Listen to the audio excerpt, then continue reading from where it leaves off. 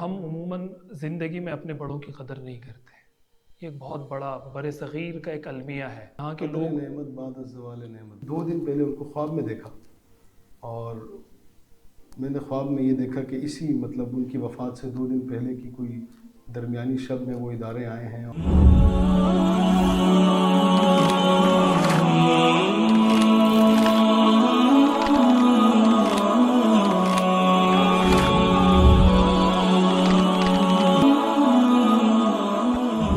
नाज़रीन, तसव्वुफ़, तरीक़त और रूहानियत का एक रोशन बाब आज बंद हो चुका है। मैं बात कर रहा हूँ पीर तरीक़त पीर ज़ुल्फ़िकार नक्शबंदी नव्वरल्लाहु मरक़दहू की। गुज़िश्ता रोज़ हमें एक ख़बर मिलती है कि पाकिस्तान के एक नामवर आलिम दीन, सिलसिले नक्शबंदिया के एक नामवर मुबल्लिग़ और इस फेज़ को फैलाने में अपना किरदार अदा करने वाले जनाब पीर अब्दुर्रहीम नक्शबंदी साहब इस दारी फ़ानी से कूच कर गए।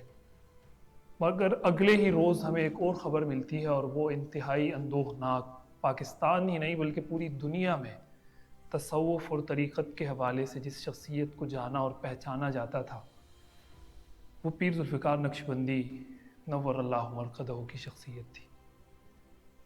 ऐसा रोशन चेहरा खुदा ने अता किया था कि उस चेहरे को देखकर बहुत से लोगों को हमने कहते हुए सुना है कि पीर साहब के चेहरे को देखकर अल्लाह की याद आती है। और ये वाक़यान वो अल्लाह वाले हैं कि जिनके बारे में कुरान मजीद कहता है कि अल्लाह वालों को देखकर अल्लाह की याद आती है, ईमान ताज़ा होता है। कुरान में आता है ना कि जब मोमिनों के सामने कुरान की तिलावत आयात पढ़ी जाती हैं तो उनका ईमान बढ़ता चला जाता है। ऐसे ही अल्लाह वालों के बारे में आता है कि उनकी मजलिस, उनकी सोहबत में जब इंसान बैठता है तो अल्लाह से लगाव भी पैदा होता है और ईमान भी बढ़ता हुआ महसूस करता है बंदा। लेकिन ये बहुत बड़ा खला है। पीर ज़ुल्फ़िकार नक्शबंदी साहब मामूली आदमी नहीं थे, बहुत बड़े आदमी थे। और आज मैं ये वीडियो रिकॉर्ड करने के लिए बैठने ही वाला था कि हमें यहाँ स्टूडियो में हमारे बहुत अजीज़ दोस्त और जामिया उस्मानिया के मुंतज़िम जनाब मौलाना अज़ीमुल्लाह उस्मान साहब ने ज्वाइन किया। मैं इस ताज़ियत में उनको भी अपने साथ शरीक करना चाह रहा था। तो मैंने उनसे जब तज़किरा किया तो उन्होंने कहा कि ज़ुल्फ़िकार नक्शबंदी साहब हमारे इदारे भी आए, कई बार आए और इदारे की सरपरस्ती उन्होंने हमेशा की। और ये कई जगहों से ये बात मुझे सुनने को मिली, लोगों ने लिखी है फ़ेसबुक पर, सोशल मीडिया पर, कि पता नहीं कितने सारे ऐसे इदारे हैं कि जिनकी सरपरस्ती पीर ज़ुल्फ़िकार नक्शबंदी साहब फरमा रहे थे।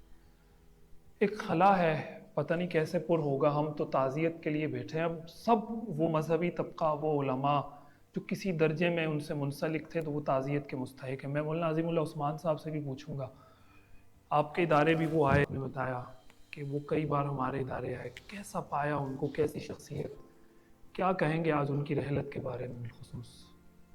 पहली बात तो ये है, सबसे पहले तो मैं आपका शुक्रिया अदा करता हूँ कि आपने मुझे इज़्ज़त बख्शी और इस प्रोग्राम का हिस्सा बनाया।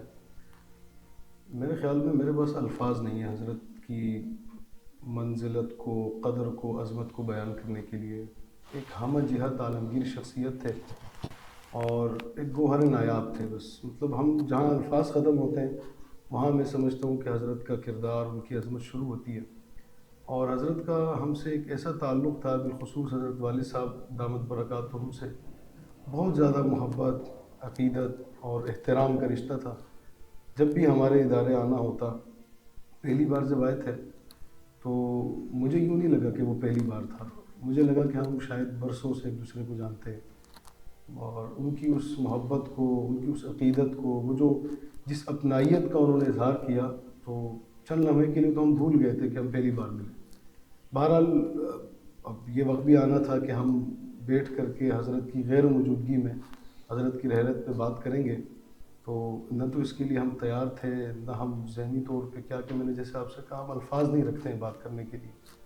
और अभी मेरी वालिद साहब से बात भी हुई आज।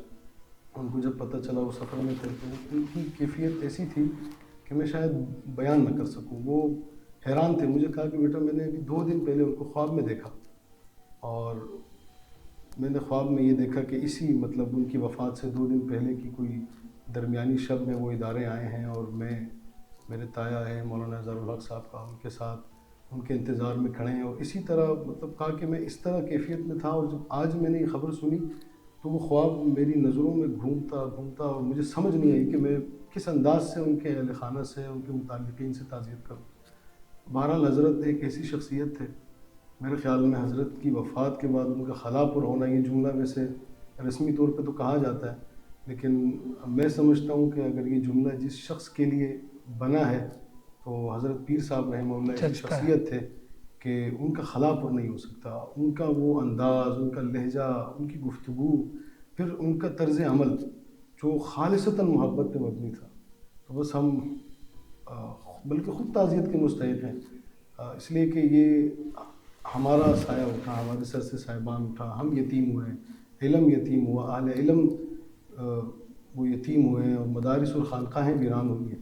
تو بس اللہ ان کو اعلیٰ علیین میں. کیا لگتا ہے آپ کو اتنے کم عرصے میں؟ گزشتہ روز پیر عبدالرحیم نقشبندی صاحب، وہ بھی سلسلہ نقشبندیہ کا بہت بڑا نام تھے. میں نے جب ان کے بارے میں پڑھا، پیر غلام حبیب صاحب، ایک پورا سلسلہ، اور پھر اگلے ہی روز یعنی 13 اور 14 دسمبر میں دو اتنی بڑی شخصیات کی رحلت، اہل علم کا اٹھ جانا.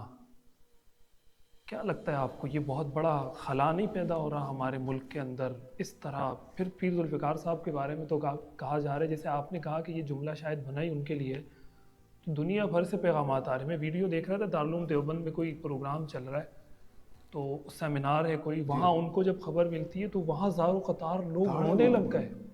یعنی پوری دنیا کے اندر ان کے چاہنے والے ہیں. تو ان علماء کا اٹھ جانا، کہیں امت فتنوں میں تو نہیں گر جائے گی؟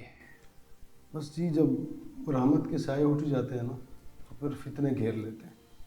اور یہ رحمت کے سائے اسی طرح ہوتے ہیں. حضرت جی رحمہ اللہ جیسی شخصیات جب ان کا دنیا سے جانا طے پا گیا ہے تو ظاہر ہے قیامت بھی قریب ہے، خیر القرون سے دوری بھی ہوتی جا رہی ہے. تو بس اب اللہ سے عافیت ہی مانگیں گے کہ اللہ تعالیٰ جو ہمارے دیگر اکابر جن کا ایک سلسلہ ہے، جن کی شفقتیں ہیں، جو مثل صاحبان ہیں اس امت کے لیے، دینی اداروں کے لیے، خانقاہوں کے لیے، اہل علم کے لیے، اللہ ان کی عمروں میں مزید برکتیں عطا فرمائے اور ہمیں مزید کسی فتنے میں پڑنے سے بچائے. یہاں میں ایک بات عظیم اللہ بھائی ضرور آپ کے توسط سے اپنے ناظرین سے کہوں گا کہ ہم عموماً زندگی میں اپنے بڑوں کی قدر نہیں کرتے. یہ ایک بہت بڑا بر صغیر کا ایک المیہ ہے کہ یہاں کے قدر لوگ، نعمت بعد از زوال نعمت. یعنی ہم بعد میں کہتے ہیں کہ حضرت بڑے آدمی تھے، اور حضرت تو ایسے صاحبان تھے، اور حضرت تو بڑے کمال کے آدمی تھے، اور حضرت کا خلا پر نہیں ہوگا. لیکن حضرت کی زندگی میں ان کے خلاف جو باتیں کی جا رہی ہوتی ہیں، ان کے خلاف جو پروپیگنڈے کیے جا رہے ہوتے ہیں، جو چیزیں کی جا رہی ہوتی ہیں، تو وہ بھی ساری دنیا دیکھ رہی ہوتی ہے. تو کم از کم زندگی میں ان لوگوں کی قدر کرنا ہم سیکھ لیں کہ جو واقعاً بڑے ہیں. اور یہ لوگ بڑے ہیں، یہ ایسے ہی نہیں بڑے، ان کو خدا نے بڑا بنایا ہے، اور اس کے پیچھے ان کی ایک ریاضت ہے، ایک محنت ہے، ایک کوشش اور کاوش ہے. اللہ تعالیٰ اس امت کو فتنوں سے بچائے، اور جو باقی ہمارے بڑے اس وقت موجود ہیں ان کا سایہ تا دیر اس امت پر قائم رکھے. جزاک اللہ.